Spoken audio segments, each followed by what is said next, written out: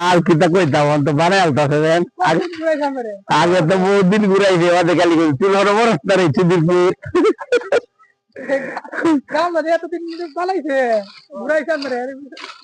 না অনিলে বাতিটা কি করে মাফ করে দিছি বানাই হয়েছে